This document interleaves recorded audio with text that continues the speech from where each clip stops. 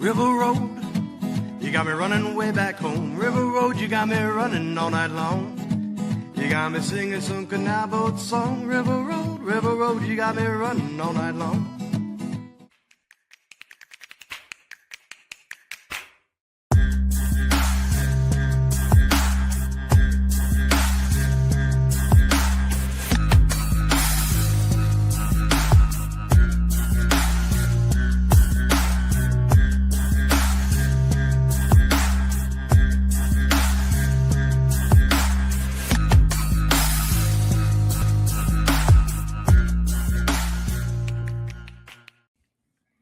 Hello, everybody, and welcome to another episode of Niner Nuts. I'm Dan, here along with Eric, and it is day one of free agency. We are taping this on the 9th. It's late enough there. If there is a late breaking free agency, we will mention it. But for now, we have plenty from today to talk about. And thank you, just while we were gone. Thank you for the patience while we were gone. We ended up taking a little bit of a longer break after the Super Bowl because there frankly kind of wasn't much to talk about. But we're here and we have plenty to talk about. And I mean, let's go ahead and we're a Niners podcast. Let's go ahead and start at the top with them. Let's talk about the good news first. The good things that happened. We signed an offensive lineman from the Patriots, or who was with the Patriots in the Super Bowl last year. He's going to compete for one of our guard spots because our guards are a little iffy, but I'll stop bearing the lead. We did make one splashy signing by getting Mike Evans from Tampa Bay, the 12-year vet, Buccaneer for life. He is now coming to the Bay Area, playing with Kyle Shanahan, playing with Purdy, trying to get back into that Mike Evans 1000 form. Dude, big signing. And we got him on a relatively cheap deal, 3 years for 60 and change, I think it was. Yeah. We have to obviously address that first. Like, did I break the news to you or did you see it before me? No, you told me. I didn't see it at all. I was at work, so I didn't see it until you said something, and then I immediately just threw my work to the side and started looking up stuff on my phone.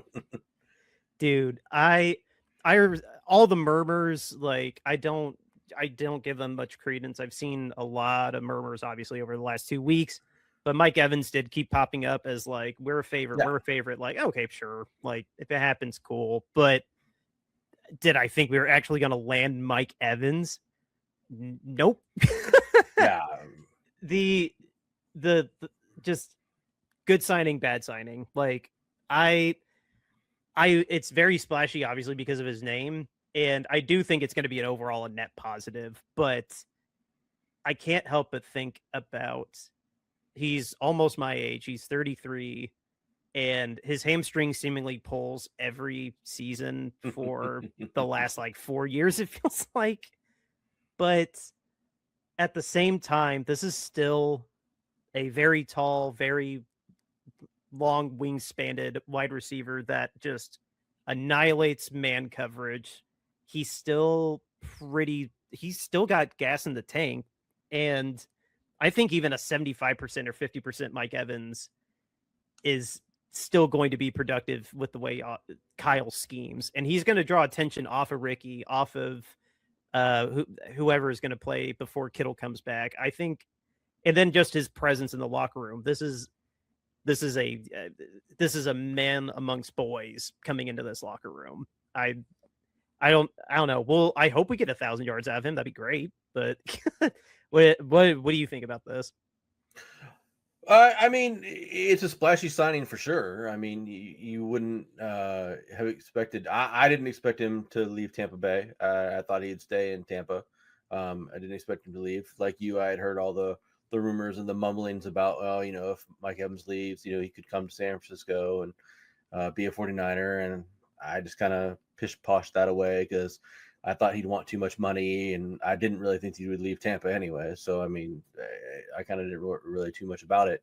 But it's a big signing. He's a huge marquee wide receiver. He is the big X wide receiver that the 49ers need that they don't have, that we have talked numerous podcasts, that was a gaping hole that they needed to fill. You and I talked off mic about, since Brandon wasn't willing to do that for us. Yeah. You and I talked off mic about, could they trade for AJ Brown or, something like that, to get that big bodied guy out there that you can just sort of throw the ball up to, and you can go get it. Right. I mean, that's been the whole point of that scenario, is that the 49ers didn't have anybody that they could just sort of toss the ball to and have them go get it. And like you said, beat that man-to-man coverage. And because a lot of the 49ers players, as we've talked on other podcasts, they haven't been able to beat man-to-man coverage. It's been an Achilles heel of 49ers going forward. So getting Mike Evans is a huge boost in that regard. I am a little concerned about his health. It'd be nice if we were a very healthy organization and he was coming to us and we were just like, oh yeah, everybody that plays for us is so healthy. It's awesome and wonderful. Your career will be so great here. We have the magic elixir of health. We're kind of the opposite. So I'm a little concerned about how his health will play out. He could be the one that says, you know what, like, screw that electric plant, whatever's next. Like, this is going to be the health, and we magically get the healthiest Mike Evans we've had in 4 years. Yeah, it could be. I mean, it takes me back a little bit to, if you remember when we signed the last time that we went and signed an older, splashy, big time X receiver, and that was Randy Moss. We signed him to a deal when he was kind of at the tail end of his career, trying to get something out of him. 2012 season for the Super Bowl. Yeah. And he was fine. He wasn't Randy Moss of Randy Moss fame, but he was fine. Do I want Mike Evans to come in and be fine? No. We need Mike Evans to come in and be better than fine. But I can one up that with an even more recent signing. Remember in the years we don't talk about, we had Anquan Bolden. Oh yeah, that's true. We had Anquan Bolden about the same age, like maybe a smidge younger. And yeah, 32, 33-year-old Anquan Bolden was putting up 1,000-yard seasons with us still. Yeah. It was for terrible teams, but those teams were really bad. The upside though, like if he's still aging as he has, like even if he's averaging like 100 yards for every 10 catches, like as long as he's still doing that, because even in this last year with Tampa, it was like 30 some catches for like just under 400 yards and 3 touchdowns, like 3s across the board. I mean, averaging like 10, 12 yards a catch still at his age and a touchdown for every 10 catches. That's not terrible. I mean, it could be a much worse signing. Oh yeah. I mean, I'm not poo-pooing the signing in any way, shape, or form. And I think it's a great value. The fact that we got him for basically $20 million a year, even if it doesn't work out. I haven't looked up the contract on Spotrac yet. I'll do that here. I'm sure the detail. I'm sure other than the baseline 60/3, I doubt that's out yet. But John is going to finagle, like it's going to have like 3 signing bonuses. It's going to be very back heavy. Yeah, I want to see. Yeah, it's not up there yet.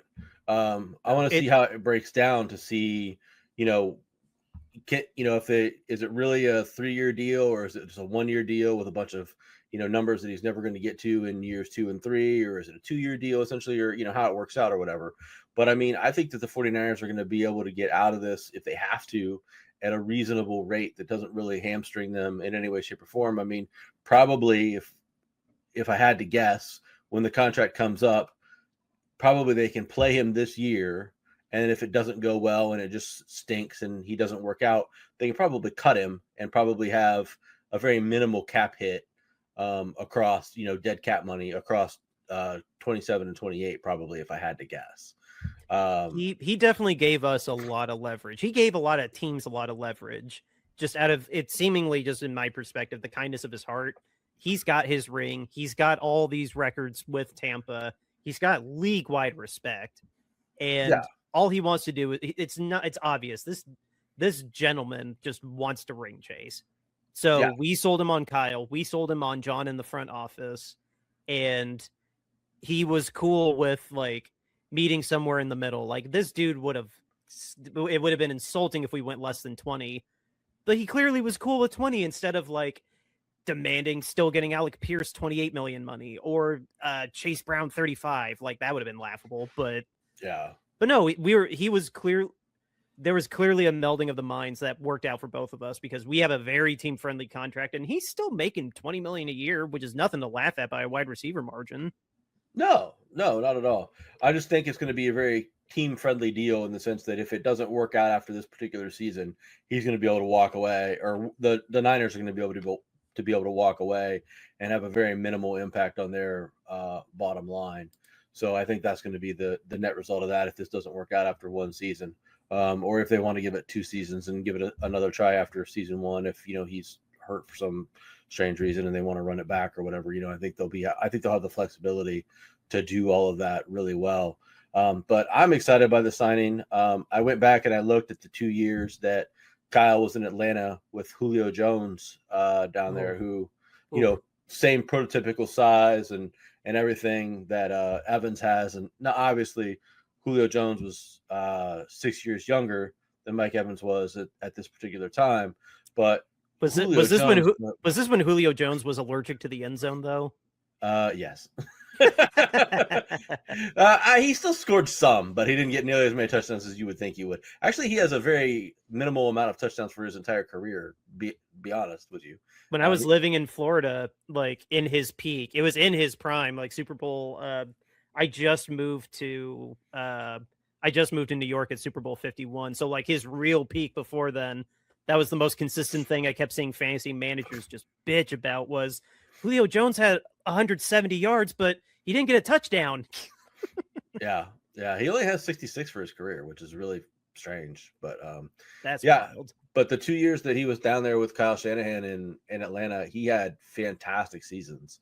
130 some targets 1 year with 1,800 yards receiving. Another year he had, I think, 100 some targets and like 1,500 yards receiving. So, I mean, Kyle's really going to be able to use him and exploit what he's able to do out on that X side, which will be different than what he's had to do over the last couple of years because we really didn't have that kind of receiver. I mean, we had Ayuk, but he didn't even have that prototypical size and speed that Evans has. I mean, Ayuk is a little bit more slender and a little bit shorter and everything like that and doesn't have the big build that Evans has. So I'm really excited to see how it all comes together. I'm hoping that it does what everybody thinks that it's going to do, and that he brings exactly what everybody wants to the team, which is, that man coverage beater, a big end zone target. I mean, we didn't even talk about the fact that he's a red zone threat and everything like that. So it's stupid. I was telling my wife, like, this dude's what, 6'6", 6'5". You just 50-50 ball in the red zone, he's going to get it. Yeah. You don't beat him. This is such a unicorn signing. Like, yes, his age is obviously something to like keep in the back of your mind, but this is Andre Johnson. This is Megatron. This is Julio Jones. This is AJ Brown. This is the kind of receiver you want where they are tall, slender, but also just big and fast. Like this is what you hope for whenever you sign a receiver, is to get this exact specimen. And it's awesome. I really hope that this is not no more gas in the tank, Mike Evans. Like we'll obviously see in 6 months, but right now I want to celebrate. This is such an awesome signing. We needed something like this on offense. Oh yeah. I mean, he's got 108 total career touchdowns. So, I mean, he knows how to get into the end zone. He knows how to get targets. He's got double-digit touchdowns in 1, 2, 3, 4, 5, 6 of his 11 seasons, if I math correctly. So, I mean, he knows how to get into the end zone. He's got, 70 some. He's got Yeah, he's got 70 plus receptions in every single season except for his first season where he had 68. So And then too shy. last year when he broke his collar. Yeah, and then last season. But he's got 70 some receptions in every season. So I mean, he's very consistent. You mentioned the 1,000 yards already. I mean, he's a 1,000-yard machine. He averages 13, 14, 13, 14, 14, 15, 15, 14, I mean, yards per catch. So, I mean, he gets it done and he looks pretty consistent. The only real outlier is, I mean, even in 2024, he still cracked 1,000 yards. Dude, his average was down a little bit, but he still had 11 touchdowns. Were you not catches. Were you not watching that game 2 years ago when he threw the ball? it was just a like everybody was on the same page, just like, yeah, screw it, let him have it. And it was just like the easiest screen pass, and he needed like 3 yards and he ended up taking it for like 10. Yeah. Yeah. Amazing. That was a moment of sports history. That was really cool to see. Yeah. So, but I mean, he doesn't look to be tailing off, I guess is what I'm saying from a statistical standpoint, right? So if I'm looking at his stats, I don't see where he's tailing off here, where I would be concerned that, his receptions have gone down year after year after year, or his targets have gone down year after year, or his yards are coming down or something like that, or maybe his average is coming down year after year. Now, his average has come down some, but not a ton. So, I mean, I think that there's still a lot. I think that there's still a lot there for him. And I think last year was just kind of an unfortunate thing where he, like you said, he broke his collarbone, and then he pulled his hamstring, right? So, I mean, he missed all but by the time he came games. back. By the time he came back too, Baker started going down the toilet too. Yeah. Yeah. So, I mean, I think there's a lot there still. And I'm just really excited about the signing. I mean, I can't believe that we were able to land who would be the marquee, top of the line, number one, big name on the market, receiving free agent this offseason. I mean, I can't believe that we landed that. I'm pretty flabbergasted by that happening. Kudos to John and Kyle and the rest of the staff for getting it done, and adding that kind of a weapon to their arsenal. It's going to be fun to watch. I have a very small part of my heart for Tampa. Like, I told people when I lived in Florida that, like, if I had to adopt a Florida team, it was going to be Tampa. And I've, in my years of fantasy, like, paying attention, like, Mike's always been there. Mike's always been that top 10, top 5. I love his consistency, his work ethic. I love everything I hear about him being just a man off the field, like, just never in trouble, always doing like great community things.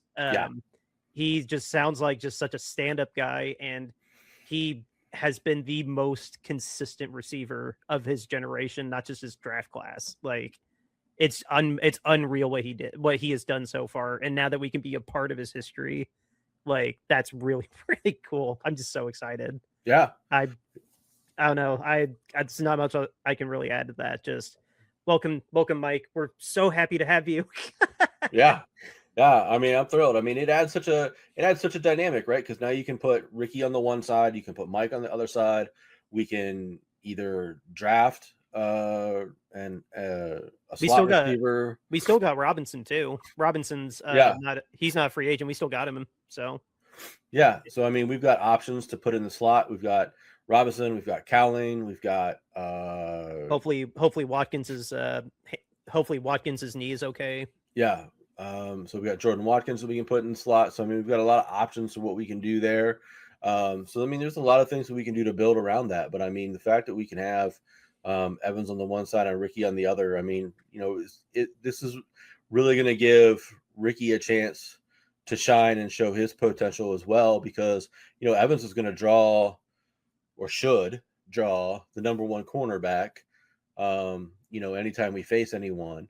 And that's going to, leave Ricky on the number 2. And if he's as good as he's supposed to be, and is everything that he's been supposed to be, that we've been sold over the last 2 years on him, then he should be able to eat up the number 2 cornerback from other teams pretty easily and be able to get open and be more of a factor than he's been these last couple of seasons, assuming that he can stay healthy. So I'm looking forward to that dynamic as well. And then, just being able to stretch the field with Evans. Evans is a guy that runs 9 routes down the field, post routes, corner routes, things of that nature. I mean, he's not running a bunch of comeback routes and, little short pokey routes and things like that. I mean, he's going down the field and trying to make things happen, make big splashy plays. So, I mean, he's going to open up the field a little bit for those underneath throws to Kittle and to CMC and things like that as well. So, I mean, there's a whole different dimension to open up the offense with that. Just flip-flopping between, like, Ricky goes down and then Evans cuts in, or Evans goes down and Ricky cuts in. That's, on paper, such a pick your poison. Mm-hmm. Are you going to pay attention to Evans, or are you going to risk Evans getting a nice deep bomb? Because, again, this dude's 6'6", you can just catch whatever. Yeah. Or are you going to double team him? And then Ricky, when healthy last year, Ricky annihilated over the middle. He was a phenomenal catcher on those, just like Juwan Jennings was great over the middle. This is just for the type of receiver that Kyle wants. Chef's kiss. We could not ask for a better receiver, albeit maybe like 3 years younger, but still, I'll take it. Yeah, I mean, you're picking your poison, right? I mean, you would probably prefer maybe AJ Brown, right? Just because he's a little bit younger. I think he's AJ only Brown is 29, maybe. Yeah, 29. So I mean, he's 3 years younger. So maybe you would prefer AJ Brown, but you also have to give up a first and a first, or a first and a second, or you have to give up a whole lot to get AJ Brown. And AJ Brown comes with some baggage and some attitude and some other things that maybe aren't quite as welcoming as what you don't get with Mike Evans, like you pointed out earlier. He's been nothing but more than a model citizen and a great teammate and a great person in the locker room and an outstanding citizen outside of it and stuff like that. So you're just having to give up what you can get for a contract from him, and so you lose a little bit in terms of the age there, but you're getting a model citizen and a model player. Oh, and he's going to pay that's going to pay dividends in the locker room with how young everybody is. Even Ricky, Ricky's still only in year 3, and now with Brandon out the door, I mean, yeah, Kittle can give his 2 cents. Yes, he's a tight end, but now having somebody where Ricky doesn't have to be the big guy in the locker room, that takes a lot of pressure off of him, and they can learn from literally one of the best receivers since 2000. Yeah, and that's so fortunate for those guys. He's basically going to be a coach. Yeah, I mean, if he chooses to settle into that role, into that perspective, I mean, he can really be a really strong leader for that wide receiver room and really show those guys what it takes to be, the kind of player like he is. I mean, the hard work, the effort, the dedication, the time spent, in the film room, in the workout room, after practice, before practice, all those things that goes into being a great player and a great receiver. He can instill that in those guys at this young age, and hopefully they can pick up and learn from that and be like, oh yeah, you know what, I want to do. I see this guy. I see what he's done. I see that he's got, 10 seasons of 1,000 yards. I want that too. I should probably do what he does. How do I not make this guy disappointed in me or mad? Right. That's how my mentality would be. I'd be like, this guy is coming in with such a pedigree. I do not want to have a bad impression on him. Like, where do I need to step my game up to be on his good side? Yeah. That's just incredible. I mean, with already so many people that are there in that locker room, like you're just adding another, like Trent Williams and George Kittle and Christian McCaffrey, and Purdy's earned his keep up there, and Warner. We already have so many leaders in the locker room, and now it's as impressive, like not just his game tape, but just his leadership too. Like that's all. It's very easy to find. Just there's a reason that he was a captain so many times and so loved in Tampa, and why there are many tears flowing in Tampa today saying goodbye to Mike. Yeah. Yeah, and I mean, we don't have to get 1,000 yards out of him. I mean, yes, it'd be great to have a 1,000-yard receiver. I mean, don't get me wrong, but Yeah. we don't have to get 1,000 yards out of him. I mean, we can get 800, 900 yards out of him, and 8, 9 touchdowns and stuff like that. But as long as he's that downfield threat, and as long as he's winning those one-on-one, man-to-man matchups, that's what we need him for. And as long as he's doing that, I don't really necessarily care if he puts up 1,000 yards and 12 touchdowns or whatever. I mean, like I said, that's great if he does. I mean, that's if he can win the situational football matchups, like in the moment, like they're not going to show up on the stat sheet, but we needed this play in this moment, and he did it. That's gonna be worth the signing. Yeah, I mean, those plays when Brock has nowhere to go with the ball, and he's just like, well, F it, I'm going to throw it to Mike on the left side and see if he can get it today. And yeah, where he went, Mike went up and got it again. Great, first down. Like that's what we need him to do. And I mean, if that results in him having a game where he has 5 catches for 55 yards, and that's all that he has, I'm okay with that. Yeah, that's what we needed to be able to move and get the football down the field, which we were lacking because we couldn't just throw the ball up to Ricky. We couldn't just throw the ball up to Jawan. It didn't work. We needed that big body to be able to just go out and beat a corner. I mean, the dude is 6'5", 200 and. Oh, he's only 6'5". I thought he was okay. ESPN has him listed as 6'5". Okay. I mean, still, he's still a rather large individual. 6'5", my son is 6'6". My son is 6'5". I know exactly how big that is. It's a really large individual. And I mean, just a freak of nature. Just his wingspan alone. Yeah.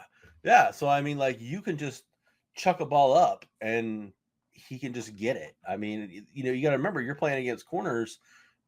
There's very few corners that are over 6 foot anymore. So yeah. I mean, he's got 5 inches on just about everybody that's guarding him. So I mean, that doesn't even count his wingspan, like you were talking about earlier. So I mean, it's just an opportunity for, like I said, where there's a breakdown, there's no one's really open. Okay, screw it. I'm just gonna chuck it in Mike's direction, hope for the best, right? And you make a play and you throw the ball, only where Mike can get it, right? You don't put it in harm's way, but you throw it real high up in the air, up over his head, or you throw back shoulder or whatever, something like that. But I mean, it's going to open up opportunities that weren't there before with the roster that we had. Yeah, no, absolutely. I know we could go another hour just on the legacy and the greatness of Mike, but the other bit of controversy is going to be is what number is he going to be? Yeah, Purdy's already got his number, and Purdy's sure as hell not giving up that number. And Mike isn't going to be able to buy it from him. Nope. Now, maybe a year ago, Mike could have been able to buy it from him when Purdy was on his rookie deal, but not anymore. No, I saw somebody say that he wore 4 when he played basketball, so maybe he'd wear number 4.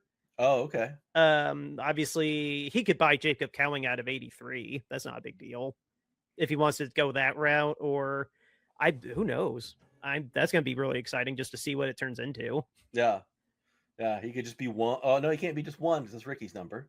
Yep. Nope. He's not going to make Ricky give him that number. No, he could be. He could buy the number from Ricky. Ricky would sell him 1. Oh, Robinson's not technically signed with us right now, so he could have just 3. Okay. Unless we re-sign Robinson, but even still, Robinson would definitely give Mike his number, I bet. Yeah, probably. So I don't know. It'd be interesting. It'll be just interesting to see how that works out. Yeah, because I mean, it's very unique for a player of his stature and his prominence to come to a team and not get the number that he's always had. No, for sure. Like, it's like when Aaron Rodgers went from number 12 to 8. Like, and I mean, there's a story to it, but still, like, you're number 8 now. That doesn't feel right. Like, well, I think with that, we have a couple more things that are Niner centric we need to address. But first, we have to give a word to one of our sponsors. And yes, Eric, prepare your ears. This ad is very loud.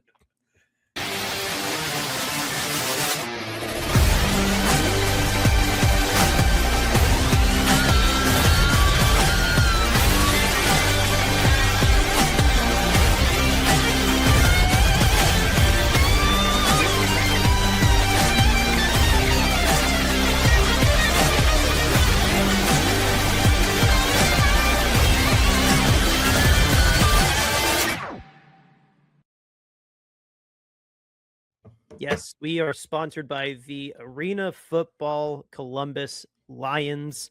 The season is just around the corner. They are part of the Spring Football League, the AAL. I am a bad producer and don't have the website up in front of me, but if you want more information on them, go to columbuslions.net. You can see the schedule, see ticket options, get in contact with all of them on their socials. But Buy their merch.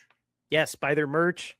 We just had a hat day a couple weeks ago, and yeah, I got myself a new hat, but this was a President's sale savings I had for mine. But but the Columbus Lions of the AAL, thank you for being sponsors of the show. Good luck this upcoming season. It is about a month away. Last I looked at the schedule, and yeah, can't wait.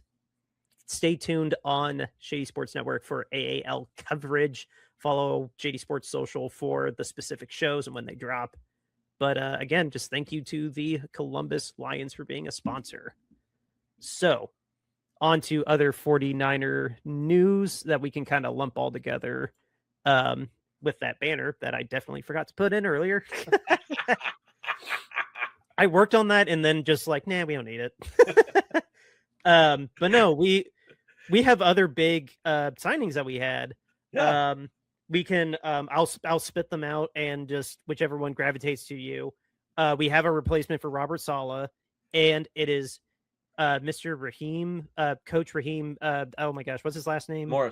Morris. I almost said Mostert. I'm like, it's not not the really fast running back. Yeah, no, that running back.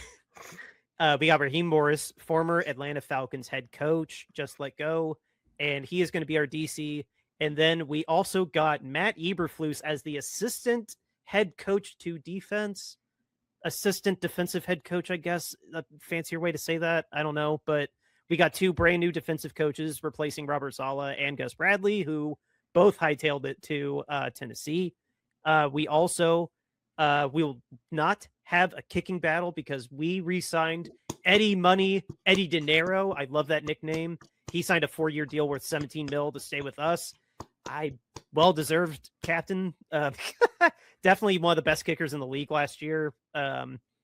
Obviously, I mean, he didn't make the Pro Bowl, but he did in my heart. Well, I mean, it's going to be hard to get past Brandon Aubrey to make the Pro Bowl for a kicker. So. Yeah, and the Pittsburgh kicker's awesome too. Boswell, yeah, between them. But no, Eddie was amazing. Like, I don't know if there's much else to add to that other than like Eddie basically missed like 3 total kicks. One of them was the ball that was like an inch short in Indianapolis, and then 2 blocks, if I remember right. I don't remember him outright missing, like maybe. I think he outright missed his very first kick. That's right. That was the ominous. Oh no. Okay, so no, he maybe missed like 4 total kicks during the season, and most of them were blocks. He really was Eddie Money, and I could not be happier that we have him. And it's not a bank-breaking deal that we signed him to. Most kickers are asking for $5 million at like a baseline now, and we got him for like 4.25. Yeah, I mean, I don't want to spend too much time on it, but that was a really huge signing for the Niners to lock that position down. I mean, like you said, he was fantastic for the Niners last year. Really stabilized the kicking position after having Moody back there, who was just all sorts of scattershot when he was kicking the ball, and you never knew what you were going to get. Had an equal chance of making a 60-yarder and missing a 30-yarder. Yeah. But you could tell as the season went along that Kyle and the coaching staff felt really comfortable with Eddie kicking back there and didn't have a problem with trotting him out there for 55-yard, 60-yard kicks and things like that, and didn't necessarily care that they sometimes played for field goal position, right? I mean, there were a couple of times in some games where, you kind of get in that dead zone where you're around the 40-yard line and you're like, oh, what are we doing? It's a close game. What do you want to do? And you could tell that they were just playing, we're going to play pretty cautious here and just go ahead and make sure we get to the 35 or whatever so that Eddie can kick a field goal, and that they felt real comfortable trotting him out there for that. And so I think that was really good, and I think that's really great to have him come back. he's like the second most accurate kicker in NFL history now, or something like that. Yeah. So I mean, you can't ask for anything better than that. I guess you could ask for the first most accurate kicker in history, but no, being up there with Tucker and Vinatieri, like, or what? yeah, but no, Eddie's just, he proved it. He proved that he deserved getting this contract. I don't need to see anything else. And honestly, with the cap where it's at, $4.5 million a year for a kicker is nothing. Like, he's absolutely worth it. Yeah. I mean, I guess the only thing you could do is, I mean, Brandon Aubrey is the gold standard of kickers, really. So I mean, like, the only thing you could do is go out and try to sign him, right? And I mean, you're not going to be able to steal him away from the Cowboys, I don't think. So no, real answer. They did put a second round tender on him, so that was their way of locking him in without, like, well, they still try to hammer out that contract. The story is that Brandon asked for 10 and the Cowboys offered him like 7.5, which that for kicker money alone is amazing. 7.5. But I mean, that's neither here nor there. If you want Brandon Aubrey, you, one, have to give him a contract, and then two, give the Cowboys a second round pick, which that's insane. I can't remember the last time somebody spent a second round pick on a kicker. Is that the Raiders for like Sebastian Janikowski or something like that? I mean, no, that was the Buccaneers with Aguayo. Okay. So that disaster of a kicking experiment. But I mean, I don't know. I mean, he's probably worth a second round pick, I guess. I mean, somebody did a projection last year. I remember reading it that he finished like top 10 in fantasy last year. Yeah. No, he did. I thought he finished. I thought it was top 5. It might have been. I mean, I just know he finished way high, ridiculously high for a kicker. We might have saw the same thing, but I swear the headline was like, why drafting Aubrey in the first or second round of fantasy was actually worth it. Yeah. It was a fair argument. He scored more than like everybody but 10 people in the league. Yeah, it was crazy to think about that. So I mean, I guess, when you look at it from certain perspectives, I mean, maybe a second round pick and 10 million is worth it or whatever, but I'm really glad to have Eddie coming back. I think he's great. He seems like he fits in the locker room with the guys and everything, and it just is a good addition to the team, and glad to have back. So I'm glad they were able to get him back. No, 100%. And then, I mean, I guess I'm cheating a little bit with the coaches, but I mean, we weren't on to give our 2 cents about the about getting Coach Morris and Coach Eberflus. I my feelings on Eberflus, kind of holding Caleb back and just being overrated for Chicago, and then he clearly didn't leave a great impression with Dallas. That defense, yes, injuries were a big part of it, if we're being real, but at the same time, I mean, Eberflus didn't exactly exude confidence in that group either. So, I don't know. I'm not that excited about him. I'm glad he's in like a secondary, like not in the spotlight kind of role. It's going to be on Morris. Mm-hmm. And I look back at Morris's history just to refresh myself with it, and didn't even have to go back that far. Like, his defense with the Falcons the last 2 years, honestly, was pretty damn good. Yeah. Not Jets and us and Seahawks level, but was not bad. He knows how to coach a good defense when he has when he's not trying to make chicken soup out of chicken crap. Like, so coming in with the talent pool that we have, it's promising. It's promising for sure. I'm not trying to get my hopes like that high, like, because he's replacing Saleh, but Morris does know what he's doing on defense more times than not. Like, in his history. Yeah, he's a good defensive coach. I guess I would expect there not to be really, if I'm thinking about it realistically, I don't think that there's going to be that much of a drop off in the defense between what Saleh did last year and what Morris is going to do this year. I don't think. I think that with the talent that we have, and especially because we're hopefully adding back Bosa and adding back Warner and adding back Williams, and then all the young kids have gotten a year of experience under their belt, I think Morris is coming in at a really good time. Put it out there in the universe that we're going to get Greenlaw, because literally an hour ago, while I'm driving home with dinner, Dre Greenlaw got released by the Broncos. Yeah. So let's just go ahead and put that out there that we can have Greenlaw and Warner back on the field together again. Fingers crossed.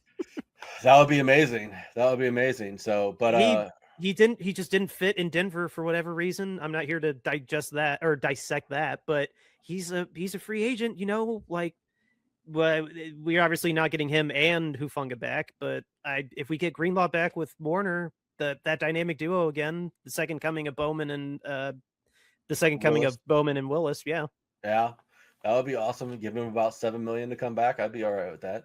Yes, but anyway, on Morris. Oh yeah, but I mean Morris. To your point, Morris does know how to coach a defense. He's been a good defensive coach throughout his career, and with getting those players back and getting the other young kids another year under their belt and things like that, I think he's going to have a real chance to be successful. I think it'll be really interesting to see how the team adjusts because he plays a very different base than what we've seen over the years with Saleh and everybody and Ryans and everybody else that's kind of come in and come through. They've all kind of tried to play that same wide 9, 4-3. Well, it's not even really a 4-3, but whatever. That's the base of it. But you know what I'm trying to say. That base of a defense, and he doesn't play that. So we'll see how the team adjusts to that and whether that makes a difference in the personnel and things like that. But I'm excited by the signing of Morris. Eberflus can just go sit in a shed somewhere and not bother people. As far as I'm concerned, that would be ideal. He bothers me greatly. I don't really want him around. I don't think he's very good at anything that he does. But that's just my opinion. Maybe he's a genius and I just don't know it, but if this could be a rehab though, like how we have a backup quarterback rehab, what if this is like defensive coordinator rehab? Because Gus Bradley, I mean, think about it. Gus Bradley is going to go with Saleh to DC, out in Tennessee. What happened to the old Chargers coach? Isn't he a defensive coordinator somewhere now? Staley? Yeah, isn't Staley? Probably. Or no, Staley was just an assistant to defense, wasn't he? He wasn't our actual defensive coordinator. Yeah, he was the same, just like side role.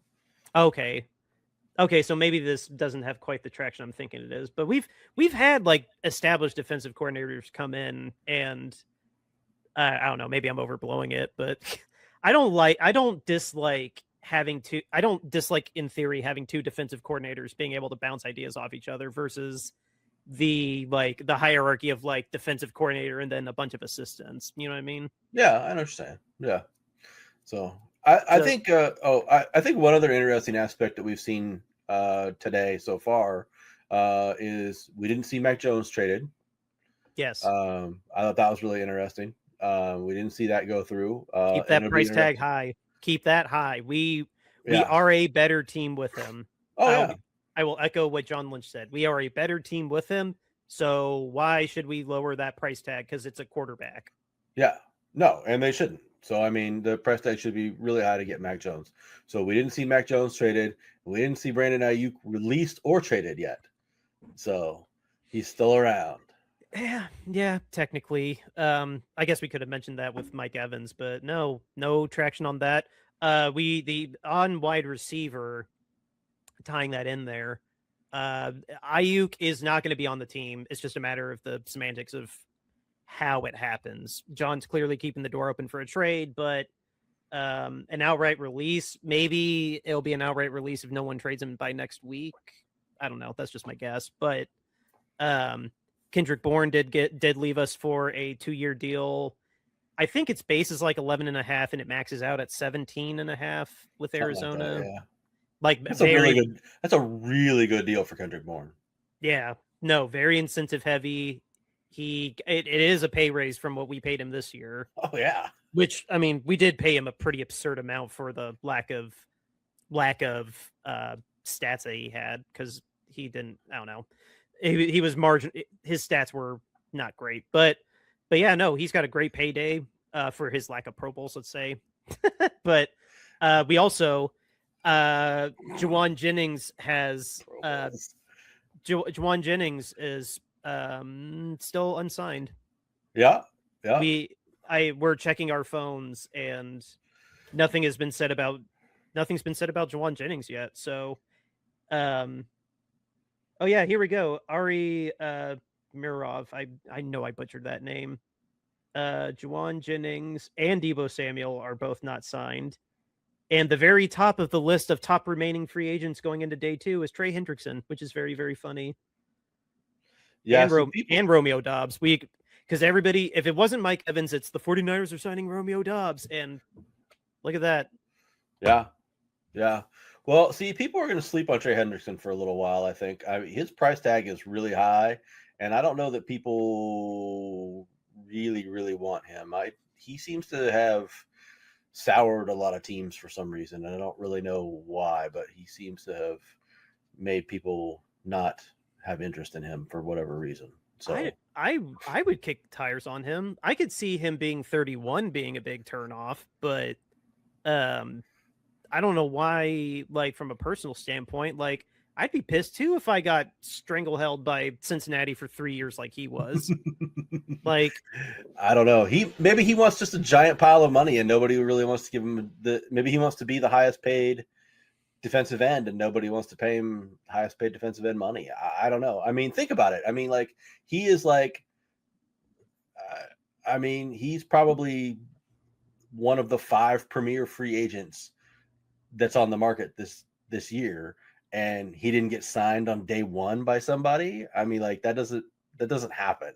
His contract didn't leak early, even. Yeah. Because we saw plenty of contracts leak early and trades leak early, but no, you're right.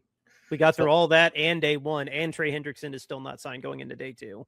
Yeah, so I mean, like that's really weird. Like Debo not being signed and Juwan not being signed and Dobbs not being signed is like a little odd, just because like there was a lot of talk and a lot of chatter about him, and a lot of people were really talking him up to us and to other teams and stuff like that. So I'm a little surprised that he didn't sign yet as well. But I mean, all total, I'm not like shocked that those guys aren't signed. Those are good day 2, day 3, signing guys. But like Hendrickson, the fact that he didn't sign day 1, something's not right there somewhere, whether it's money or his attitude or whatever, but something is off and something is turning off teams. Those contenders aren't paying what he wants, I bet. Like going to an unproven or a bad team probably would have paid him whatever the hell he wanted, but I Tennessee, bet wee! Tennessee was burning money like crazy. Like if you saw Tennessee, the Giants, and Vegas, the Raiders, dude, the Raiders signed like 7 players today. Yeah. There was one point on my wall where literally it was like 3 Raiders signings in a row. That was insane. Yeah, it was. Yeah. And then, I mean, kudos to the Titans too for like the Titans signings seemed pretty good. The Raiders, I didn't know that much about those players, but no, it's one of those teams that would have paid him whatever the hell he wanted, 35, 36, 37. He's old enough. He wants to ring chase, which I don't blame him. You're over 30. You don't have a ring. Your ring chasing is going to be a priority for you at that point.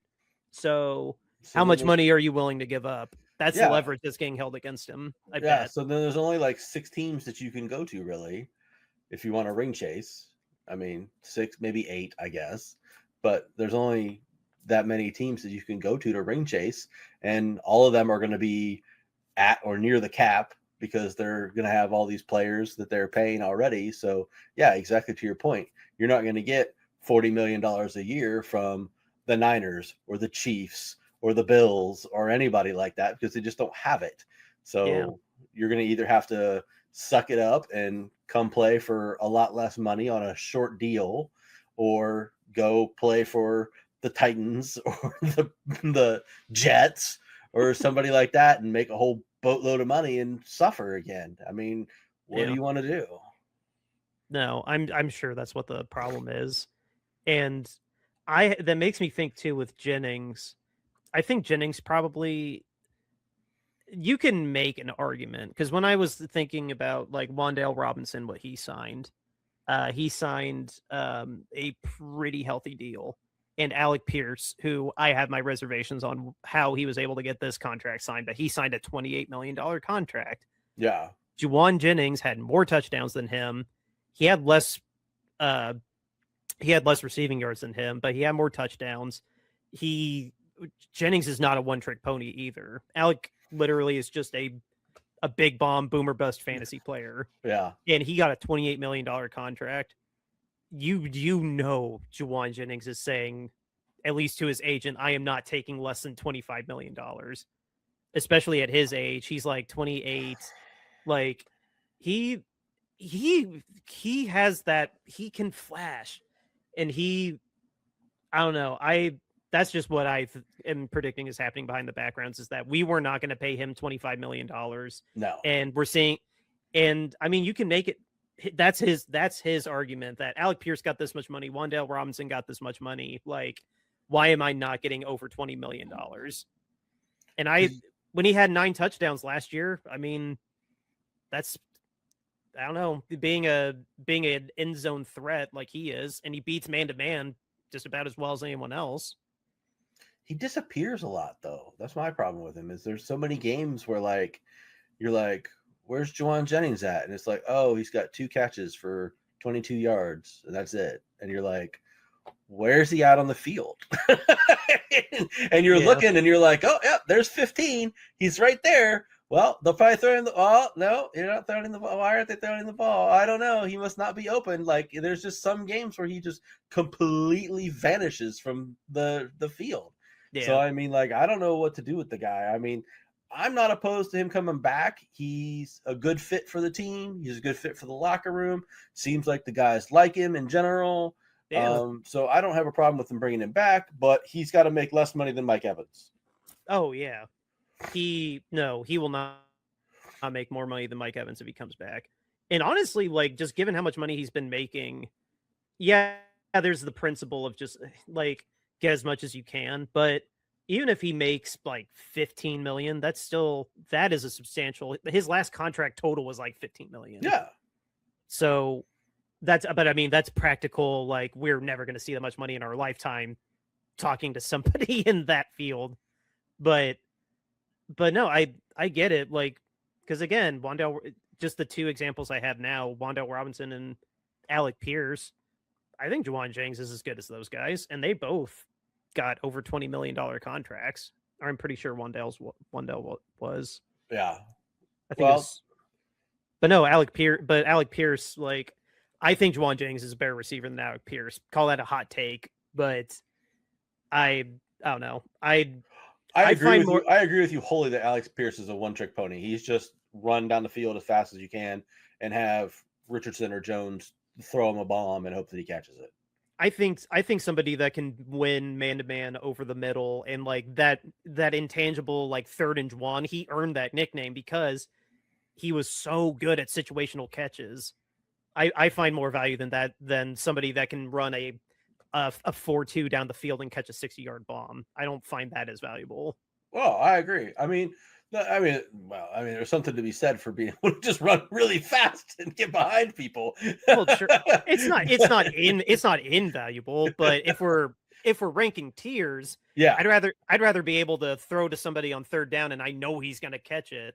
Yes. Like, I think the long-term value of that is better, but that's me playing the role of Juwan's agent. Alec Pierce is getting $28 million. Why can't my guy get at least 25? Yeah. I mean, totally agree with you on that. I mean, you know, that whole like run down the field as fast as you can and catch bombs. I mean, you can only do that like 5 times a game. I mean, that's about it, right? So I mean, you take 5 shots and you don't even half the time you don't even throw it because it doesn't work out because you don't get protection or you don't have the time or the guy's double covered or whatever. So I mean, like, he runs it 5-6 times. You probably throw it 1-2 times and you hope for the best. I mean, you know, Deshaun Jackson was the master of that for the longest time for the Eagles when he used to do that. So I mean, like, I remember him, you know, that was all he did was he was just faster than everybody. He would just run and get behind everybody, and whoever's the quarterback was just like, oh, look, there's Deshaun. Would just heave the ball deep. So, I mean, for God's sakes, that's what Randy Moss used to do longest time too. Is just outrun everybody and just quarterback just chuck it as far as he could, and just Randy would just go get it. So, I mean, you know, it's fine. So, the next biggest thing the 49ers have to worry about is getting Trent's contract figured out. So, I mean, that's the next biggest thing. I think they have until the end of this week to get it figured out, actually. So, Well, he's under. Well, there's he's. a guarantee that kicks in sometime here soon, and they That's right. That's right. and they I wanted to think. get that figured out before that guarantee kicked in. Yeah. No, that's. Well, it's no later. It's no later than Friday. Yeah. Whatever the official start of the league is, the 12th or the 13th. Like it's no later than Friday. You're right.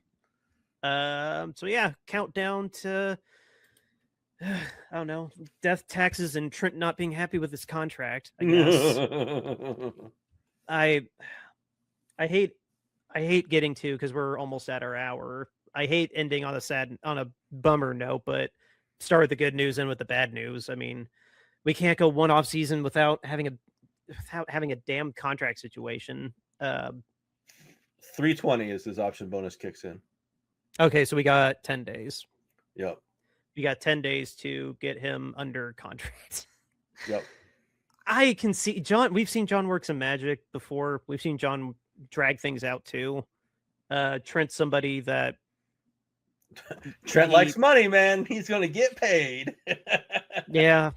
Trent is not giving back a dime of money. No, he's not. He is not going to be a player that accepts a restructure. He is not going to be somebody that wants it as a signing bonus. He wants it as a damn salary.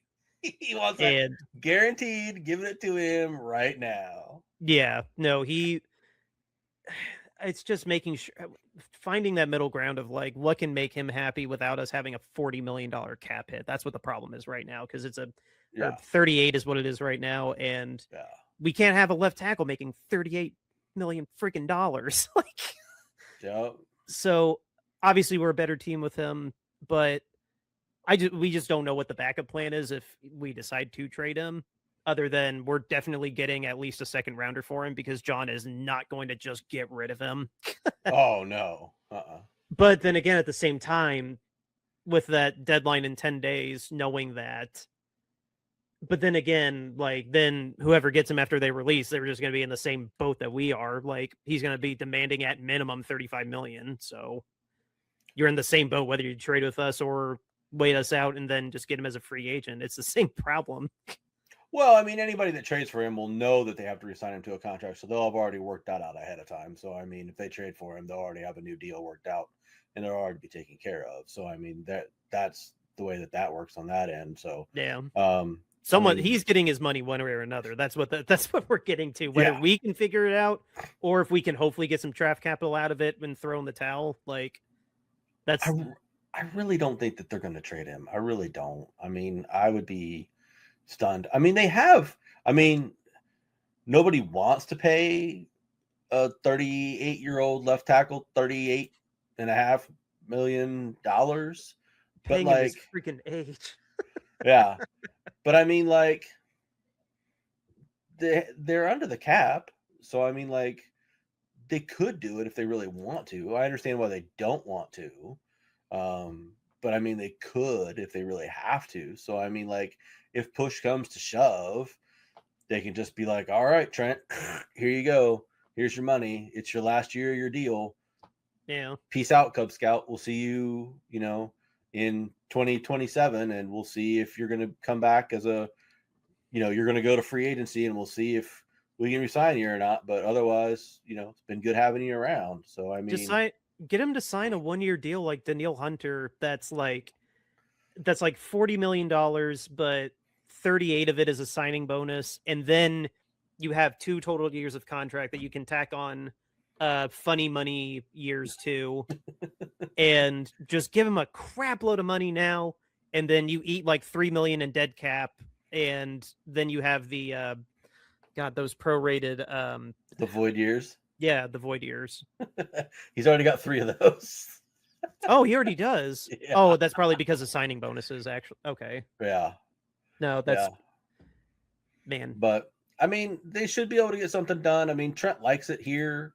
On the Niners, he likes playing for the team. He likes the culture. He likes the team. He likes the coach. I mean, he likes everything about the organization. So, I mean, I think they'll be able to get something done. But at the same time, Trent also likes money. He got it. He got it done. He got it done at the right at the wire 2 years ago. So I mean, he's re-signed with us 2 times already. Like we traded for him. He signed one contract. He signed to the other contract 2 years ago. Like there's reason to believe that he'll do it again. Yeah. So just gotta last time was what, like 4 days before the season started or something like that? Yeah. It was all the way through training camp, right before kickoff. Yeah. So I mean, hopefully they get something done. But I know Trent ain't walking away from a penny of $38 million. I can guarantee you that. Well, and this is gonna be decided before August too, because of that bonus kick in. So yeah, they got to figure it out by the 20th. So yeah, if they want to avoid that bonus, or if they're just gonna eat that bonus and then just keep going, like that'd be really dumb. But yeah, I mean, once you pay the dude $10 million, I mean, what the hell's the rest of paying him $28 million? You might as well just pay him the rest and be done with it. Oh my gosh, I just have to laugh, and then we got to get out of here. But I have to laugh at the Dolphins. The Dolphins are paying Tua Tagovailoa $53 million, and so all the Falcons needed to do to get him was sign him to a veterans minimum of 1.3. Hysterical. Yeah. And then the Dolphins put out that amazing thank you post. Yeah, 4-time team captain, 1-time Pro Bowler. And then in really tiny fine print, franchise leader in completion percentage and quarterback rating. Yeah. It was just comical. So I can't believe that. I don't really understand what the Falcons are doing, to be honest. Which, again, like, I don't know. The Falcons are this really weird franchise. Like, ever since Michael Vick left them, like they had Matt Ryan. So I'll go ever since the Matt Ryan days, like they've just been like floundering, like they've been like in deep water and they're just doing this, right? They're just like been a mess. Desperately trying to just get back to the top, and like every time they make a move, it's like, what? Why would you do that? Like, it doesn't make any sense. Like, how does Tua make your franchise any better? He's the same quarterback that you already have. That it's another left-handed quarterback that always gets hurt. It's literally the same quarterback. Yeah, it's just one has bad knees and one has a bad head. I mean, like, I don't really know what the difference is. I mean, are you gonna like splice the two together to make one one really good, durable quarterback? I mean, I don't think that you can do that. So I don't understand what the point and the purpose is. Like, it just doesn't make any sense. I can't either. I can't make sense of any of that. I mean, they are doing better than Miami though, because Miami's eating like damn near 100 million in dead cap this year. So well, they're eating cap off of Tyreek Hill too, aren't they? They might be out of that already, but I mean, they pretty much everybody that they released or traded has dead cap to them. Like that adds up to the 50 million that Tua has. Well, no, Tua it's 50 million this year and then 40 million next year because the total dead cap was 95. Just hysterical. Oh god. So he's getting 50 million this year with the Falcons, and then he's still going to get a 40+ million dead cap payday next season in 27. Oh my gosh. See, I kind of never been a professional athlete, clearly, right? But I don't understand why a guy like Tua doesn't just walk away. Yeah. Like Kirk Cousins doesn't need to do anything else. Kirk Cousins has made over 300 million in total cash earnings. Oh yeah, but he doesn't have the injury history that Tua does, right? I'm just thinking from the injury history that Tua does, and the fact that like he just doesn't seem to he just doesn't have it. You know what I mean? Like, just be like, you know what? I made a big bucket of money. I made $150 million. I don't need to do shit else. Yeah. I'm set for life. Yeah. I was in Florida. There's no tax in Florida. I'm set. I'm golden. I'm as good as it gets. Yeah. I don't need to go play for the Falcons and try to fight for a starting job. I don't need to do that. I'm good. I'm just going to go and lay on the beach somewhere and just live my life. I mean, I don't understand why a guy like him even bothers. I mean, I guess once you're an athlete like that and you're playing at the highest level, you want to keep going and you just got the bug. And I mean, I get that you can only play football for so long and there's only so many years that you can play the sport and play the game, and you want to do it for as long as you can. And I mean, I understand that aspect of it. I mean, just as someone who's played recreational sports, I mean, I understand that you can only play for so long and things like that before you get too old and fat and you can't do it anymore or whatever. But I mean, just, I don't know. That was the first thing that I heard today when like I heard he was cut. I was like, that dude should just retire. I was like, he should just be like, thank you very much, Dolphins. I will take my check and just go on home. Have a nice one. Yeah, but that $90 million is still guaranteed no matter what.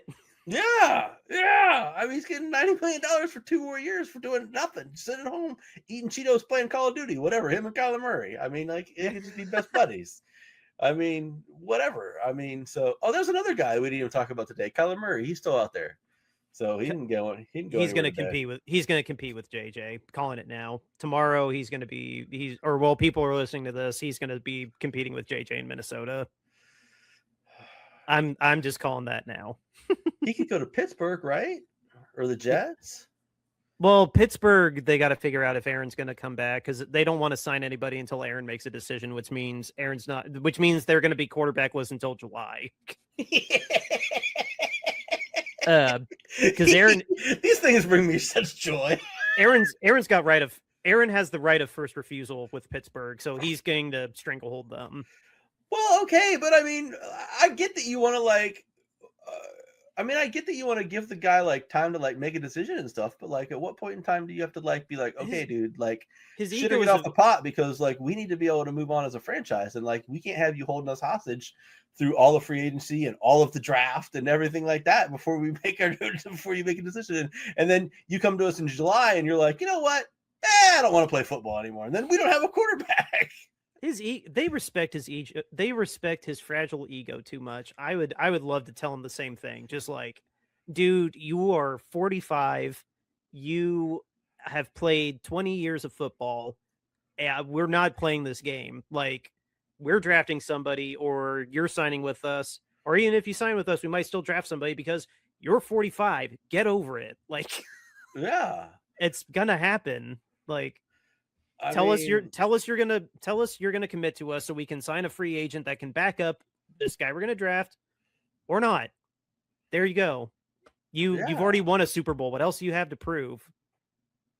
Yeah, I mean, I guess I don't know. I mean, he wasn't even that good when he played last year. So I mean, like, really, am I really gonna hold out for? He was fine. You had him on your fantasy team. How good was he? I'd say fine. I wouldn't say. I would not use the word bad. To be fair, I would not use the word bad, but he was fine. I wouldn't. Okay. He wasn't a superstar by any means. There's a lot of fine quarterbacks in the NFL. He was. So, I mean, exactly. Like, dude, you're a 45-year-old quarterback. We're gonna draft somebody whether you stay with us or not. But like, this is basically telling us if we can take advantage of the free agent market or not. Like, yeah.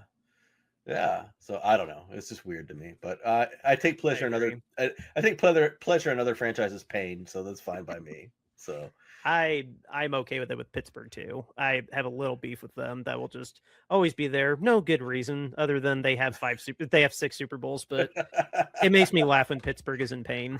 Yeah, understandable. Well, with that, we have to wrap it up. It's been fun. It's been a long time, but we will be back very soon with free agency happening. We will very, very likely have much more free agency news to talk about later in the week. But until then, we have to leave you with, oh my gosh, I've almost forgotten how to end the show. Where is my... No, seriously, I've lost the... Here we go. People, we have a sponsorship with Royal Retros. I legit lost my graphics for a second. What is Royal Retros, though? Royal Retros is your go-to place to get yourself an authentic throwback jersey, whether it's football, basketball, baseball, any of the major sports. They got you covered. And for all of us Bay Area fans, they have the Candlestick Collection. It's curated with the Bay Area in mind. And when you find anything you like, whether it's that collection or anything else, throw it in your cart, and you get 10% off with the promo code Shady Sports. Again, it's promo code Shady Sports to get 10% off of your entire order. RoyalRetros.com. It helps us out. It helps out the Shady Sports Network family of programming out. Again, just use that promo code Shady Sports for 10% off of your entire order at royalretros.com. Royal Retros, go get yourself an authentic throwback jersey today. I'm already so bad at this part, but when I forget where my graphics are too, it just makes it worse. The next thing is we are selling t-shirts. We are selling t-shirts on bonfire.com because we were inspired by terrible owners. How? All the way back with Dan Snyder 2 years ago, and still permeating with the Teppers and other terrible owners still in the league doing shady stuff. We don't find out about it very fast versus players we find out the same day, same hour in some cases. So we started this hashtag owner accountability, where owner standards should be greater than player standards. And we have put them on t-shirts, and all the proceeds for these shirts are not going to us. They are going to Mountain Comprehensive Care Center. It is a women's shelter in Kentucky for women and families just in dire situations. All the proceeds of these shirts will be going to them. A link to the Bonfire store and more information on Mountain Comprehensive Care Center is in the show notes. So what are the shirts? This one is our kind of standard, air quotes, standard shirt. It says owner standards greater than player standards, hashtag owner accountability. You'll see with all these shirts, you just pick the color, you pick the style, you pick your size. The pricing starts at $22.99, and they are made to order with the fine quality on bonfire.com. The next one is our cover art. You already see this when you watch us on YouTube or your favorite podcasting platform. Again, just pick your style and your size, and it'll ship right to you. This one is our alternate cover. This one has the goalposts and the peanuts on it. You can pick a color besides red. I don't know why you would, though, given we're the Niners. But again, just the style, the size, made to order right to you. And then our last one is, I call it our baseball alternate mascot, which is a peanut eating a bowl of peanuts, patiently waiting for more free agency news to trickle in for the rest of the week. And then a little bit of rest before the draft in April.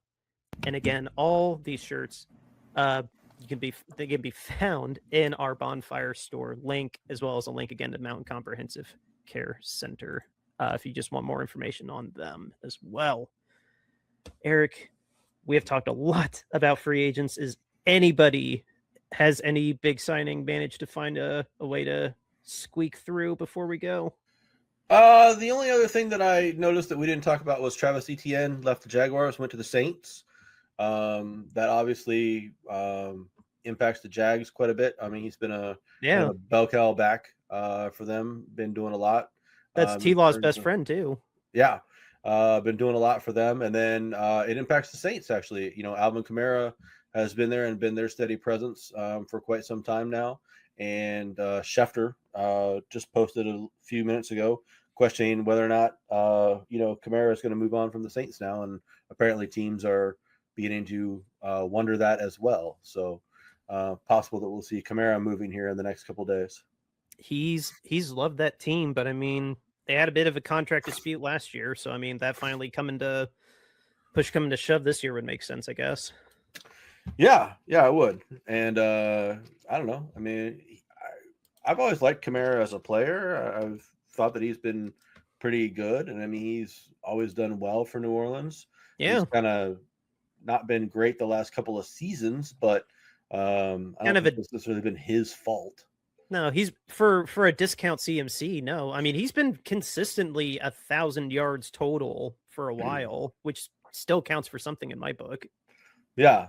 He's a $10 million cap hit this year. If someone trades for him, that's not too bad for what would be a starting running back. You are trading and extending him. Many owners don't want to pay that for a running back. Yeah.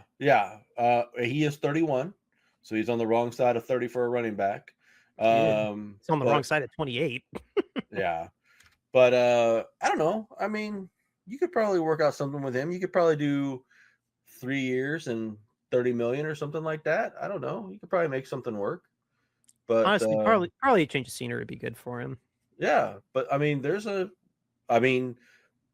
what about Seattle? Seattle just lost Kenneth Walker. Yeah. he might be a great fit in Seattle and an opportunity for him to chase a ring and everything like that. So, I mean, possibility fit there. Yeah. No, man, that was a big loss for Seattle. Not that I want to give them any attention on this podcast, but we're big with Seattle fans, man. Seattle fans love us. I've never seen a Super Bowl MVP leave their team the next season. That's insane. Yeah.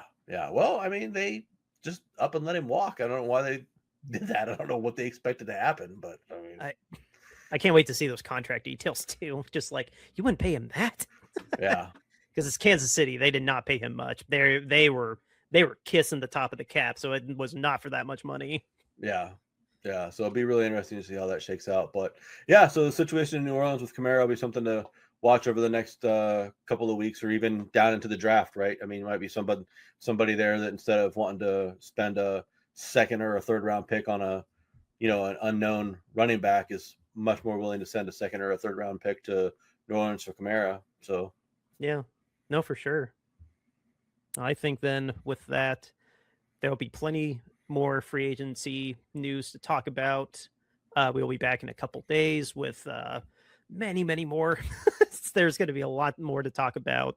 Obviously, Niners will take the priority, but yeah, no, we're in the full swing of the off season, and yeah, it's already been a good day for us so far. Hopefully, we have a good rest of this immediate week, and we will let you all know on Friday.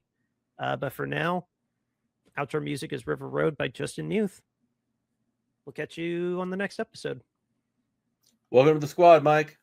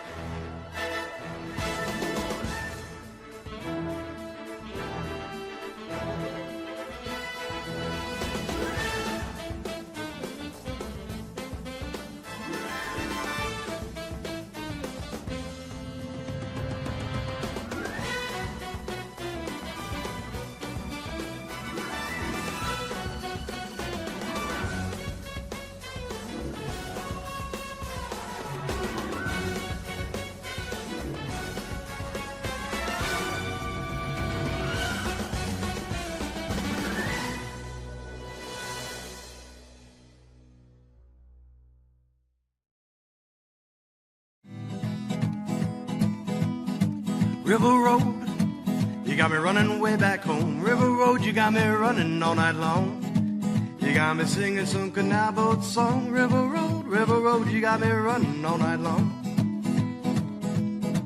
River Road, where have all the women gone? Have they kissed her hand and waved you bye-bye? Have they thought about crossing your double yellow lines? River Road, they love the way